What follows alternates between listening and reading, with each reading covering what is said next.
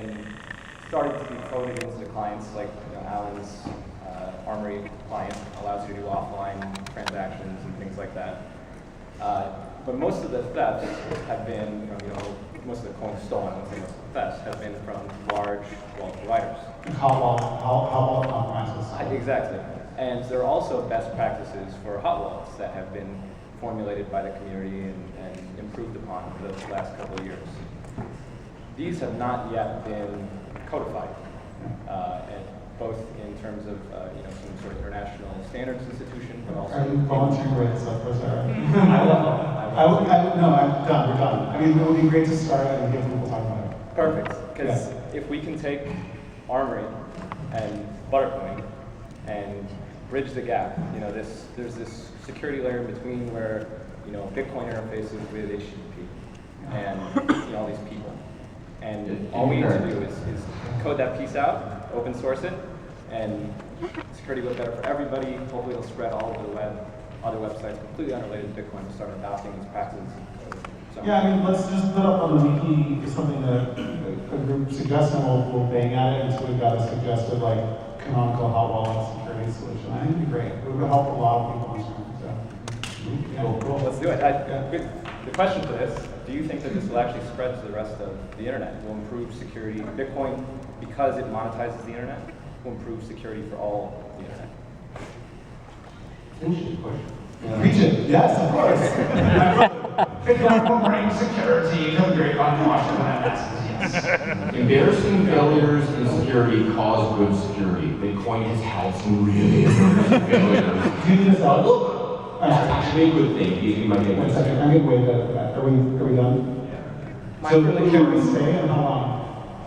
15 more minutes. Okay, cool. So there are already very large, well-funded businesses that protect private asymmetric keys that, if compromised, would be a lot more money than the whole Bitcoin economy if they were lost. And there are already really good practices for managing those. Better than anything I've seen anywhere in Bitcoin. My question is, do you guys have any theories as to why the 20 years of prior art hasn't been applied at all to any of the Bitcoin ecosystems? Yeah, you have a good perspective on this too. I think that a lot of people that got into the Bitcoin space early and started building the ecosystem, they didn't come from that background. I'm not trying to diss on Equifax at all, but they were Magic the Gathering online exchange. They were not a currency exchange. They just kind of were like, hey, Bitcoin's cool, let's trade them. And so that's totally great. That's how this stuff happens. It's time for us to find some big webcams to put them on. So I think when we worked with our security session, I interviewed someone who secured 2 projects at Microsoft where a digital breach would cost them over $1 billion. And then we also talked to military guys who do missile code security, he secured the nuke codes in Europe, right? So those guys are out there, like you said, they're out there, they have dealt this problem for a long time. The Bitcoin's only recently anything like a size that could ever pay those guys to contract. So we're just a few months in from their perspective to something interesting. So I'd like to see big entrants like that in the space. And I think we'll get more of that as the next year rolls on. So you guys started out by asking if any of us had come up with a way to secure 1 million Bitcoins. And I think that securing with Bitcoins is actually the easy part. The hard part is defining a policy on how they can be spent, who needs to authorize it, how you enforce those policies, how you assess risk, which is really what security is about, I think. Building high walls is easy, but determining who can cross those walls and under what circumstances they can do it, and what's most, where you want to spend more resources trying to secure those walls.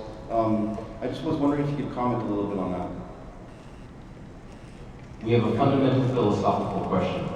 If Alice wants to pay Bob money, does Gary get to decide yes or no? That is actually an open question, and we don't know the answer to that. It is different security, and Bitcoin's major value proposition is not, in my mind, storage. It's not a very good storage mechanism, as far as I can tell. But as a transfer mechanism, it's amazing, because everything else sucks at transfer, because everything else has points of, we want to be able to reverse this, we want to be able to block this, we want to be able to see this. Bitcoin says, nope, all we do is do the transfer. That's all we do because it comes from the internet, and all the internet wants to do is move a packet from point A to point B. So that decision is a societal decision that is, I promise you, completely unresolved. I think that's actually the Alice, Bob, and Gary scenario is a really good way to frame it because generally Gary in the past has been kind of nosy and like, yeah, no, come on, what are you guys doing? And Bitcoin is it's sort of the first time where maybe Alice and Bob can choose whether or not they want to tell Gary. Yeah. And I think that's in the long term actually positive. Now, from the risk perspective, I believe that if security is more of accessibility as it's normally known, but if we really want to reduce risk, we can also reduce value by dissociating information. Is that what you're doing? You're reducing value, you have only half of the information, like half a credit card is valueless, and the complete number could have value in the back pocket. So I think that dissociating, encrypting, and other ways can reduce value. And we can also reduce risk by making more liable the people who either send money or have access to Bitcoins to obtain them through authenticating people. And so there's other aspects that will reduce risk in the ecosystem that not necessarily have to do with reducing accessibility. I'm just concerned that maybe like the wrong risks are being focused on and a lot of efforts being put into solving problems which don't really happen, and then someone just happens to have a really crappy passphrase and It's happened. Stay tuned, mind it. I think this should probably be our last one. I've encountered I see Lindsay that's thinking many times. I've encountered many times this tension that can be described as grandma has 10 Bitcoin, she's not very technically savvy, she'll forget a passphrase, she will get malware. And so she'd probably be, quite honestly, much safer to put her Bitcoin in some wallet bank. But at the same time, if a million grandmas put their 10 Bitcoin in that same web wallet bank, it created an enormous systemic risk. And the shutdown of that bank or the death of that bank could undermine confidence in the entire system. And so I wonder what the panel thinks about how we as builders of the system should weigh that tension where sometimes the user's individual security is misaligned with the systemic risk that those actions create. I think there's an opportunity. I have no idea what it looks like, so if any of you guys do, rock on and choose a role. But I think there is an opportunity to provide, bank-like services in a distributed fashion that even allows people to sort of opt into talking to Gary and be regulated, but where there's no single point of failure for stored, someone getting hit by a meteor or potentially, having unhappy employee like the deliver. I think that there are ways. I think that the thing that Bitcoin does is it allows everyone to agree that they don't trust each other. And as that currency, that's very powerful. So I think that using that principle and building on it will enable a lot of services like this that replace more traditional monolithic institutions. And I think that it's important that, the question is how do we do it? Luckily, I believe that we have all the tools.